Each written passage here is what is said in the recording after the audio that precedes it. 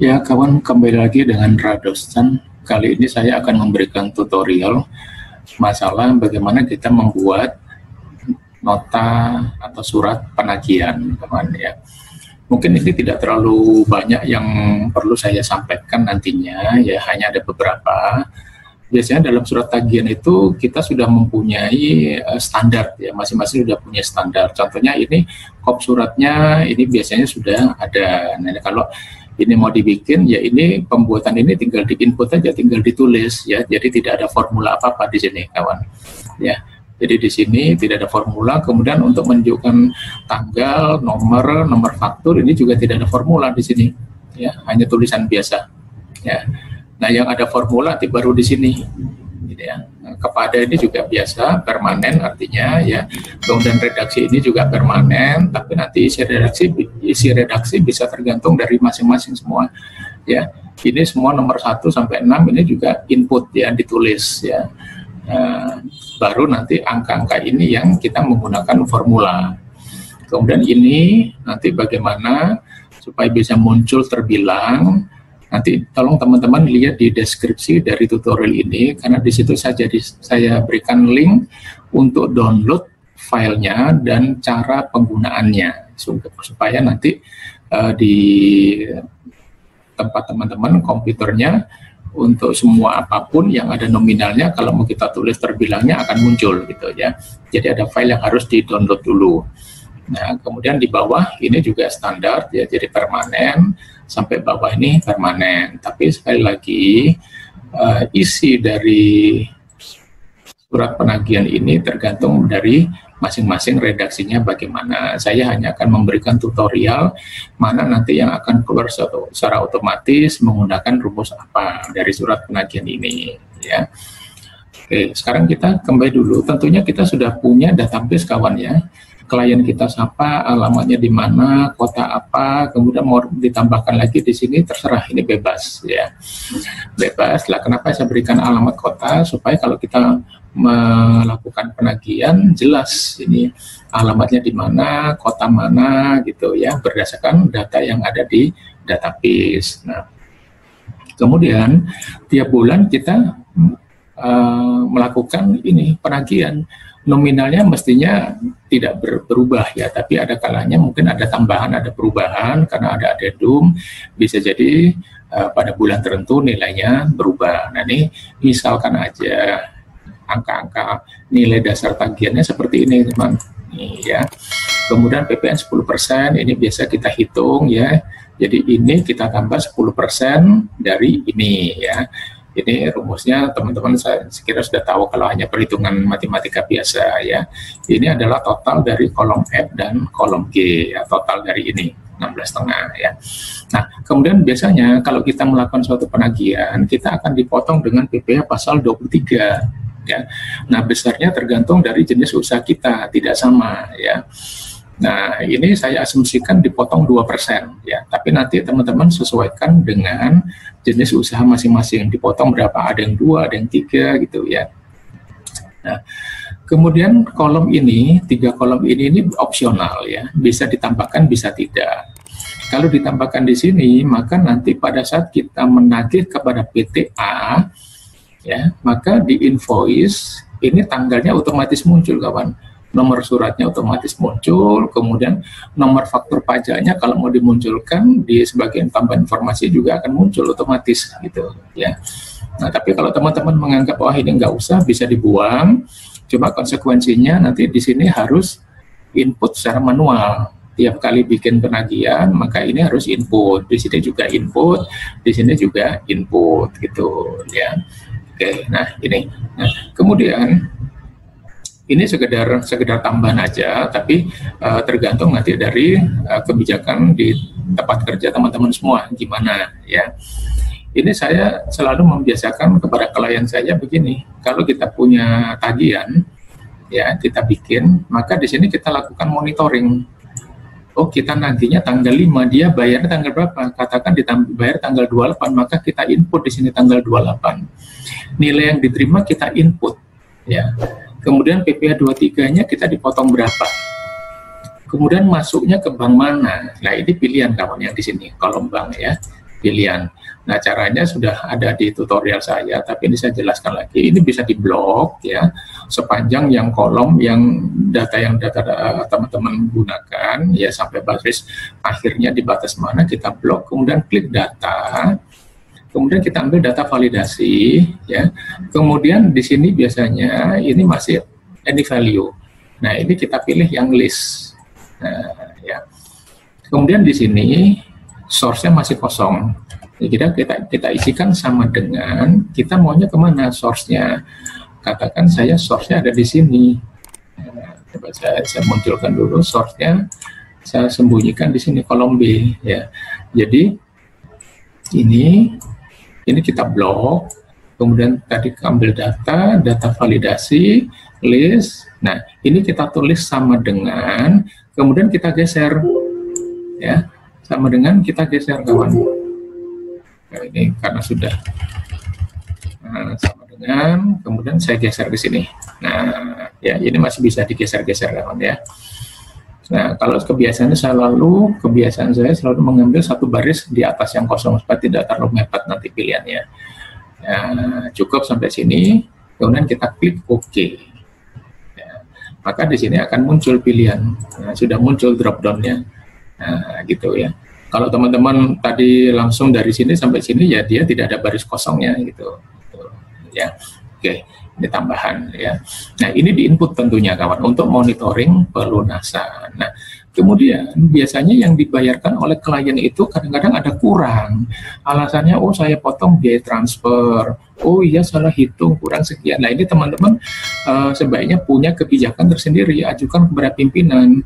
Kurang sampai berapa itu yang bisa dibiayakan daripada kita telepon hanya otot-ototan untuk menagih angka yang tidak signifikan gitu ya, sayang energinya.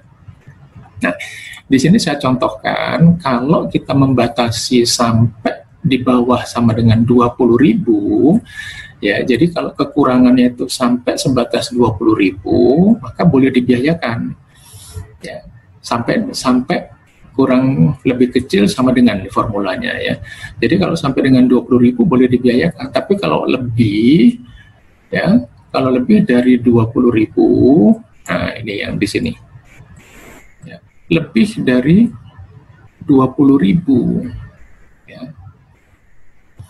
Itu kita tagihkan kawan. Kita tagihkan, tapi kita lihat kelebihannya sekarang. Artinya kalau ini sampai 20.000 kita biayakan, tapi kalau di atas 20.000 kita tagihkan ya. Tapi kalau dia kelebihan membayar, maka kita terima lebih besar daripada yang harusnya kita terima, kita masukkan di kelebihan. Sehingga kalau suatu saat mereka komplain, kita punya datanya ini bulan apa mereka merasa kelebihan gitu ya. Nah, dasar kita apa kita melakukan penagihan? Karena ini kita punya. Oh, ini kurang sekian. Nah, ini tentunya tergantung kebijakan masing-masing ya. Nah, formula ini kolom Q ini kawan sudah saya tulis ya. Ini coba saya perbesar sedikit supaya lebih jelas. Formula untuk kolom Q ini gini ya.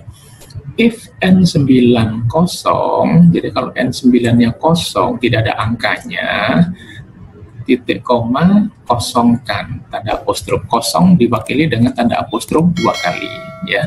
Jadi if kurung buka N9 sama dengan kosong, maka di sini diwakili dengan titik koma, kosongkan.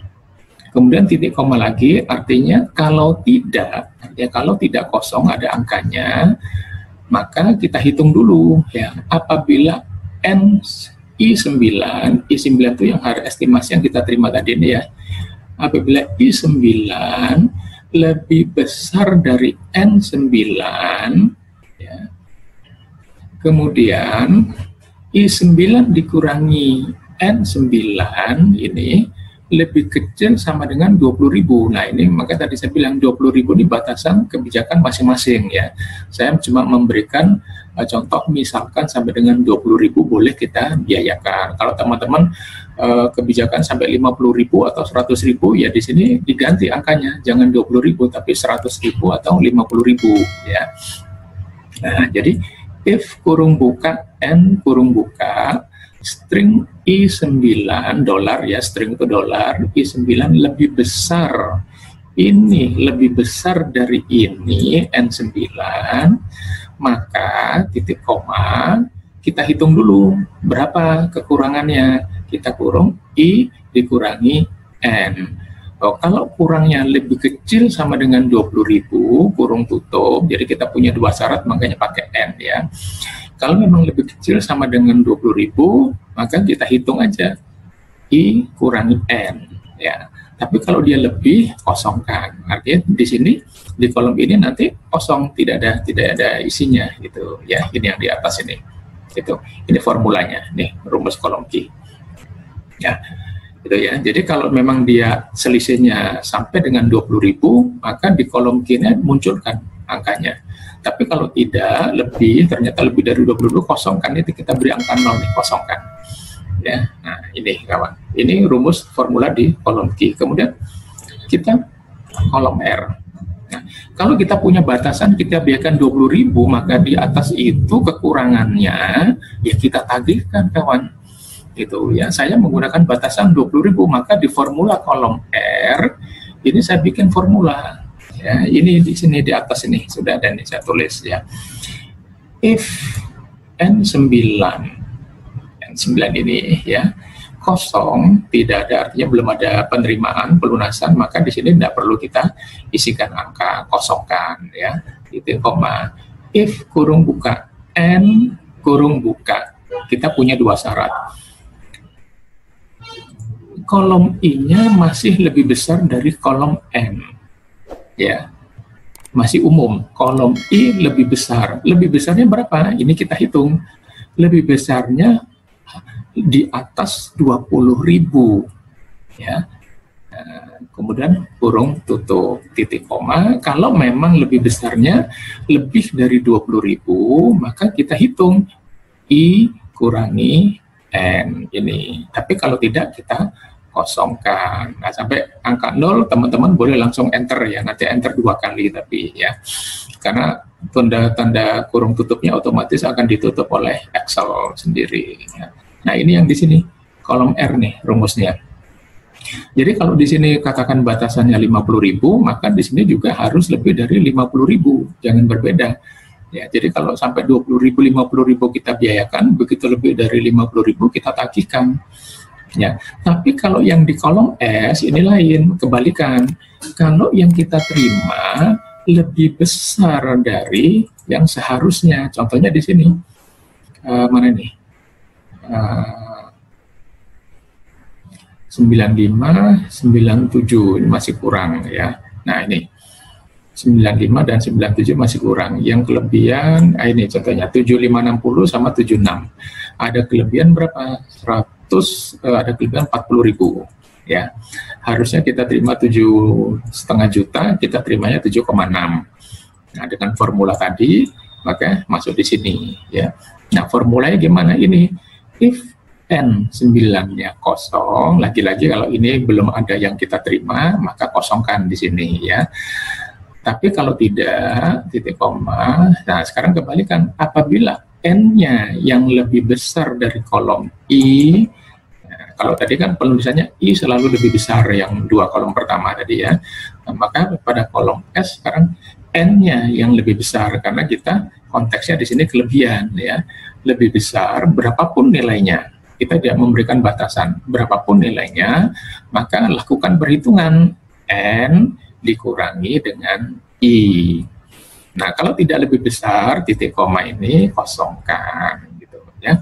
Jadi ini yang ingin saya tambahkan, 3 kolom yang terakhir. Mudah-mudahan ini bisa menjadi tambahan informasi buat teman-teman supaya apa? Biasanya kalau sudah agak lama ketahuan klien, mas saya dulu ada kelebihan. Nah, teman-teman punya datanya gitu ya. Oke, nah sekarang kita masuk ke sini teman. Surat ini di sini tentunya sebelumnya kita harus punya memunculkan ini nama-nama klien di sini. Nah, cara pengambilannya bagaimana? Ini teman-teman tinggal tulis aja sama dengan, kemudian berikan if, kemudian kurung buka ya. Kita ngambil dari database yang pertama ini. Nah, kalau ini sama dengan kosong, titik koma, kosongkan. Kemudian titik koma, kalau tidak, kita ambil datanya. kemudian langsung aja kita tekan enter, keluar, kemudian enter 2 kali biasanya ya. Nah ini, kemudian tinggal kita kopikan ke bawah, gitu ya, muncul lah. Untuk apa sih ini? Untuk di sini kawan. Jadi sekarang kita mau nyetak surat tagihan itu punya siapa? PTA, PTB atau PTC. Nah kita milihnya di sini. Nah, untuk bikin ini gimana? Untuk bikin ini kita ambil data, masuk data validasi, kemudian yang kotak pertama ini tadinya biasanya masih any value, kita rubah menjadi list ya. Kemudian di sini ini seperti tadi ini, nah, kita berikan sama dengan, kita berikan satu baris spasi spilling, sehingga waktu ini kita pilih kolom A. Nah ini, nah, kok kolom A apa? PTA ini ya. Nah begitu kita pilih PTA, maka di surat penagihan ini data-data PTN yang muncul di sini ya, nilai dasar 15, coba kita lihat nilai dasarnya 15 ya, sama PPN-nya 1,5, PPN-nya 1,5 gitu ya. Kemudian PPA DO3-nya biasanya kita dipotong ya, kalau nagih berapa persen tergantung ya, tergantung jenis usaha kita. Misalkan 2%, berarti kita hitung 2% dari ini nilai dasar ya, bukan yang setelah PPN, tapi 2% dari nilai dasar. Nah ini hanya matematika biasa kalau ini ya, ini dikurangi ini ditambah ya, ini karena dalam kurung maka formulanya ditambah. Nah kemudian kita lihat file bulan kemarin, ada nggak sisa yang belum terbayar? Kalau ada, kita input di sini. Ya, jadi yang di sini kita input, kawan. Ya. Nah, katakan ada nilainya, katakan misalkan, oh masih ada 1 juta. Input aja. Nah, rupiahnya otomatis muncul. Gitu. Ya. Nah, misalkan, kalau nggak ada ya kosongkan aja. Gitu. Ya. Kemudian di sini teman-teman ada 16.200 muncul terbilang ya. Nanti jangan lupa teman-teman lihat di deskripsi dari video ini, karena di situ saya berikan link untuk supaya teman-teman bisa membuat terbilang ya. Di situ ada file yang harus di-download, kemudian ada caranya bagaimana mengaktifkan file yang sudah kita download itu ya. Sudah jelas di situ. Nanti jangan lupa lihat di deskripsi, link yang saya cantumkan di deskripsi video ini ya. Nah sementara di sini bawahnya ini sudah permanen ya, redaksinya tergantung lah, tergantung teman-teman semua ya. Jadi itu teman-teman ya. Jadi begitu kita milih PTA atau kita milih PTB, nah ini otomatis data dari PTB yang ada di sheet master ini gitu ya. Nah ini bagaimana caranya? Kita menggunakan, saya menggunakan rumus index match ya. Ya, saya jelaskan sedikit kawan mengenai penggunaan rumus indeks ya. Jadi katakan kita mau ngisi tanggal di sini, maka kita menggunakan sama dengan indeks kurung buka ya. Nah, karena kita mau ngisi tanggal, kita ambil katakan dari master, maka kita masuk ke sheet master. Ya, kita masuk sheet master, kemudian kita blok ini nomor surat nih, tanggal surat nih. Nah, kita blok sepanjang kolom tanggal sampai baris paling bawah gitu ya, kita blok. Nah kalau sudah, kemudian nanti kita maaf ini coba saya tuliskan ulang ya, kalau gitu tidak bisa. Nah jadi ini sama dengan indeks kemudian kurung buka. Nah datanya yang mau kita isikan tanggal, maka data ini dulu yang kita ambil setelah kurung buka. Adanya di mana? Katakan di master.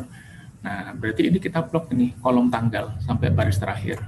Ya, kemudian kita tekan F4 ya, F4 supaya dia tidak bergerak. Kalau nanti ditarik-tarik, diberi string, kemudian titik koma, kita lanjutkan dengan match. Kemudian kurung buka. Kurung buka kita kembali ke invoice ya, ke sheet invoice. Nah, di sini muncul, ini bisa kita buang nih tulisan sheet invoice-nya ya. Kenapa? Karena memang kita kerjanya di sheet ini ya. Nah, kita mau ngambil tanggal yang sesuai dengan ini pilihan kita PTA. Di mana? B10. Bisa kita tulis string B10 atau string B string 10. Kemudian titik koma ya. Nah, PTA-nya ini ada di mana? Di master. Nah, kita blok lagi ke teman. Oh, ada di sini. Kita blok lagi. Nah, gitu caranya. Ya. Kemudian kita akhiri dengan angka 0, kemudian kita enter 2 kali. Nah, dia muncul gitu. Ya. Jadi setiap kali kita mau menggunakan indeks, katakan kita mau ambil nomor, maka setelah indeks itu kita blok kolom nomor nih, data yang mau kita ambil itu ada di kolom mana, itu kita blok. Ya, kemudian match kurung buka. Nah, yang mau kita ambil itu berdasarkan apa referensinya atau acuannya PTA di kolom B10 ini. Nah, maka setelah match ini yang menjadi acuannya ya. Kemudian setelah itu acuan kita ini di data tadi itu ada di kolom mana gitu ya. Nah, baru ini kita semua akan begitu. Termasuk ini, teman. Ya, ini kita ngambil nilai dasar. Berarti setelah indeks harus kita blok angka kolom nilai dasar ya. PPN juga setelah indeks kita blok kolom PPN. Nah, untuk jumlah ini saya tidak menggunakan indeks. Teman-teman bisa merubah sendiri. Sengaja saya bikin gini ya supaya untuk latihan. Coba gimana memunculkan angka 16.500 gitu ya. Jadi kalau teman-teman katakan, oh ini mau dirinci sisa bulan apa, itu nanti ya tinggal ditambahkan aja di sini ya. Keterangan bulan, katakan bulan ini bulan Desember, oh sisa bulan Oktober sekian, sisa bulan November sekian. Itu ini memang harus di-input, tidak bisa menggunakan indeks karena sudah beda file ya. Bisa juga kita gunakan beda file, tapi nanti size filenya akan jadi lebih besar teman karena terlalu banyak formula gitu ya.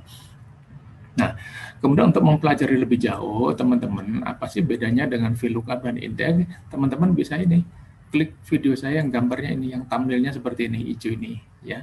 Jadi untuk mempelajari lebih jauh masalah indeks, bedanya dengan VLOOKUP, karena sama-sama untuk mengambil data, teman-teman bisa pelajari lebih jauh di thumbnail saya ini, ya. Jadi itu teman-teman, silakan dicoba. Oke, terima kasih.